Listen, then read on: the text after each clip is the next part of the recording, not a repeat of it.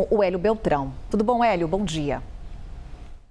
Bom dia, Carol. Bom dia, turma.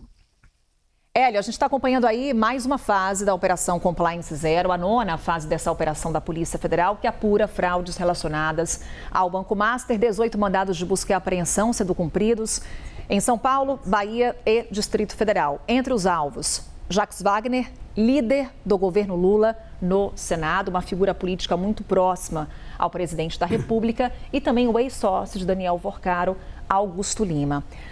Vamos lá, Hélio. Temos aí um senador, mais um, alvo dessas investigações, depois de Ciro Nogueira, também investigado pela Polícia Federal. Inclusive, tivemos acesso ali a parte dessas investigações que revelam a relação entre o ex-banqueiro e Ciro Nogueira. A pergunta que a gente faz é, diante do avanço das investigações relacionadas ao caso Master, o quanto que isso redefine o desenho das eleições este ano. Carol, até agora estavam tentando usar o Ciro Nogueira de boi de piranha, né? Vazaram as trambicagens dele em detalhe, fotos, mensagens, a grana toda. Ficou impossível blindar o Ciro, né? Ele parece que já garantiu vaga na seleção dos condenados do caso Vorcaro. Mas isso não quer dizer que o Ciro seja o político com mais intimidade com o Vorcaro, nem o que recebeu mais grana. E a gente está vendo as novidades de hoje com o Jacques Wagner. Lembrando que o Centrão, o próprio Centrão, já tem outros nomes despontando nas investigações, né? A imprensa já está falando no Alcolumbre, no Mota, no Rueda, e agora a gente está vendo o PT também nessa coisa com o Jacques Wagner. Curioso que ainda não apareceu o nome do Valdemar, né? Esses caciques todos de Centrão, PT e mesmo PL, né? Eles vão ter muita dificuldade. Esses que estiverem envolvidos com o Vorcaro vão ter muita dificuldade nas eleições, Carol.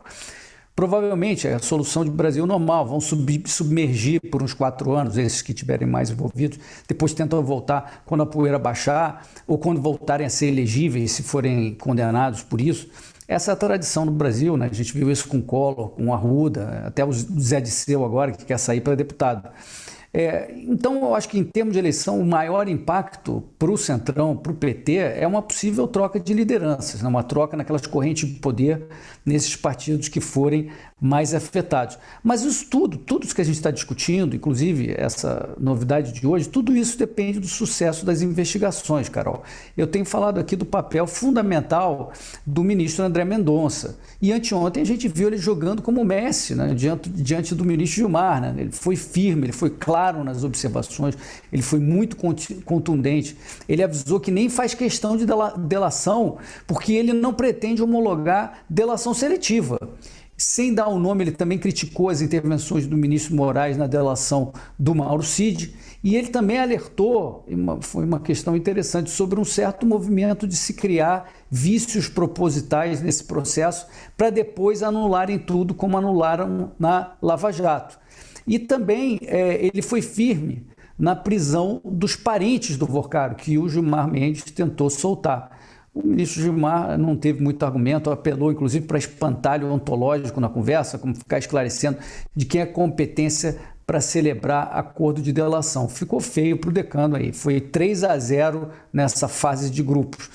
Carol, vamos aguardar a fase do mata-mata desse caso Vorcaro, na torcida para que o ministro Mendonça mantenha essa firmeza até o fim.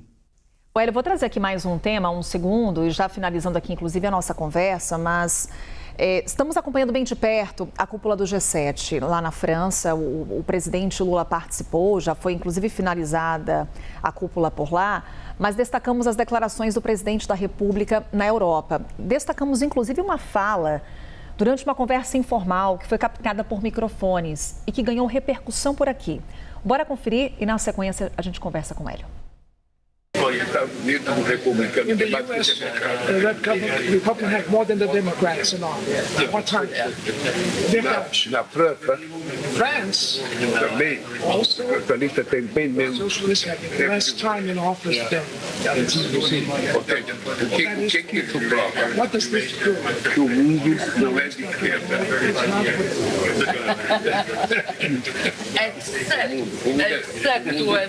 O mundo é no caminho do meio.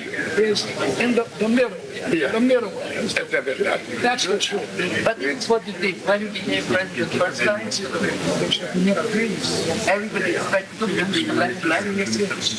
But you were. You were expected to say that. Você foi direto pro centro, but I was never Eu nunca fui trotskista. I was Hélio, usando aqui as palavras do presidente, Lula nunca foi esquerdista? Carol, eu me lembrei do Tim Maia, que dizia que tinha parado de beber, tinha parado de fumar, de cheirar, mas mentia um pouquinho. O Lula sempre foi esquerdista. Se ele fizesse um teste de posição política, o resultado daria que ele é um ultra-intervencionista. Eu vou demonstrar isso. Vamos lá, o Lula ele defende expansão ou redução do Estado? Ele defende expansão, lógico. O governo Lula aumentou as despesas, sem incluir juros, em 400 bilhões de reais por ano. O Lula defende mais ou menos regulação da economia? Mais, claro, muito mais. Por exemplo, está numa campanha doentia para censurar as redes e sufocar as big techs. O Lula defende mais ou menos redistribuição de renda. Ele aumentou o Bolsa Família, o BPC, programas sociais, ele aumentou impostos progressivos, a rodo. Isso é o arroz e feijão do presidente Lula. O Lula defende mais ou menos empresa estatal. Ele sempre defendeu mais, ele não privatiza nunca e ele cria, inclusive, novas estatais. Ele criou estatal para produzir medicamento, outra para produzir chips, ele criou a EBC, todas essas ruins, dando um prejuízo tremendo. O Lula defende pena mais dura para bandido ou tem aquela visão de que o criminoso é vítima do sistema? Então fica claro que o Lula é bem de esquerda, né? Ele sempre defendeu o aumento do controle estatal sobre a vida privada. E além de esquerda, o Lula é aquele malandro com faro político. Ele sabe a hora de dizer o que o interlocutor quer ouvir. Essa frase dele aí, que parece até propositalmente vazada, Carol, é a mentira que ele precisa contar para o eleitor independente, que é quem vai decidir a eleição. Tem gente de esquerda que às vezes reclama do Lula, fala, mas ele colocou lá no primeiro governo dele o Zé Alencar de vice, então ele não é esquerdo o suficiente. Bobagem. O Lula já sabia negociar quando ele chegou ao poder lá atrás. As concessões que ele sempre fez ao Centrão nunca foram de teor ideológico, nunca foi por ele ser centro ou ele ser social-democrata, coisa assim. Aliás, nem sei se dar dinheiro via mensalão ou via emendas poderia ser chamado de concessão. Mas, enfim, esses rolos do Lula com o Centrão nunca foram por afinidade ideológica. Foram só por poder mesmo, Carol. Hélio Beltrão trazendo opinião aqui pra gente no Novo Dia. Hélio, obrigada. Um ótimo fim de semana.